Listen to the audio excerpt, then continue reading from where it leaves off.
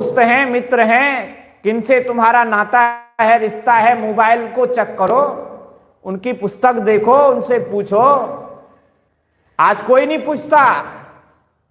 और स्कूल से ही जो है दुष्ट आत्ताइयों से संबंध हो जाता है, फिर तो उनके 35 टुकड़े ही प्राप्त होते हैं, 36 टुकड़े ही प्राप्त होते हैं, या कहीं बलात्कार हो जाता है और कुछ उनका प्राप्त नहीं होता।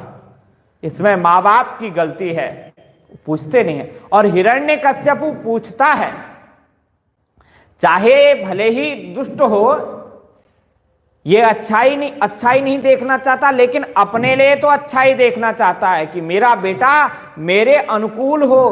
क्या आप लोग चाहते हैं हमारे बेटा, हमारे नाती पोता हमारे अनुकूल हो?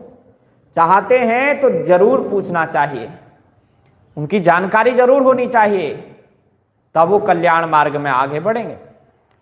तो इसने पूछा और प्रहलाद जी ने कहा, पिताजी मुझे तो बहुत कुछ याद है, पर आपने जो अच्छा पूछा है वो अच्छा बता देता। तत्साधु मन्ये असुरवर्य देहिनाम सदा समुद्विग्न धियाम असद्ग्रहात् हित्वात्म पातम गृह मंदकूपम वनम गतो यद्धरिमाश्रयेत। पिताजी तत्साधु मन्ये असुरवर्य देहिनाम, हे असुरवर्य, हे राक्षसों के सम्राट, हे पिताजी, मैं आपको बड़ी अच्छी बात बताता। देखो, संसार में सभी प्राणियों का चित्त उद्विग्न रहता है।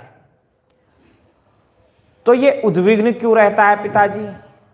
क्योंकि असद्ग्रहात्, असत में फंसे हुए हैं, विषयों में फंसे हुए हैं, स्वयं नित्य होकर के अनित्य में लगे हुए हैं, उस अनित्य वस्तु को अपना मान चुके हैं, उस अनित्य वस्तु से अपनी सत्ता मानने लगे हैं।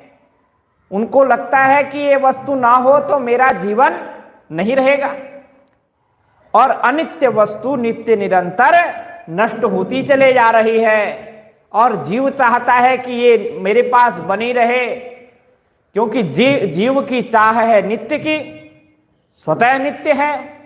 इसलिए पिताजी समस्त प्राणियों का उद्विग्न चित्त है।